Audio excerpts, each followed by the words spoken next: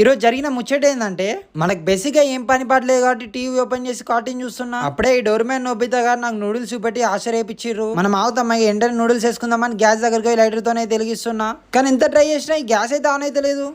పడుకో ఇక్కడ నా కడుపులో పడిన గ్యాస్ అయిపోయి 2 రోజులు అవుతుంది. అవునా, ఈ విషయం నాకు తెలియదే. 2 days నుంచి బయటనే వింటున్నావు కదా, నీకేం తెలుస్తుంది? అబ్బా సరే, లైటర్ ఏం చేద్దాం? అది పని చేయదు. నన్ను హాస్పిటల్ తీసుకెళ్తే నేను పని చేస్తాను. మన గ్యాస్ గారు అంత మర్యాద చెప్పినాక నింపించకుండా నింపిద్దాం పదండి. ఒక సంచిలో సిలిండర్ అయితే పెట్టేసిన. కొంచెం మెల్ల పెట్టరా, జాగ్రత్త. ఓకే, స్కూటీ లేదు కాబట్టి 500 మీటర్స్ నడుచుకుంటే వెళ్ళి నింపించుకొచ్చేసిన.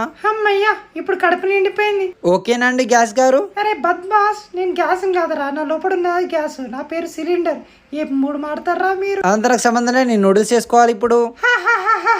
నన్ను నింపేయడంలో బాగా శ్రద్ధ పెట్టినావు, కానీ ఇంట్లో నూడిల్స్ ఉన్నాయి చూసుకున్నావా? అంటే రూమ్ లో నూడిల్స్ అయిపోయినాయిగా.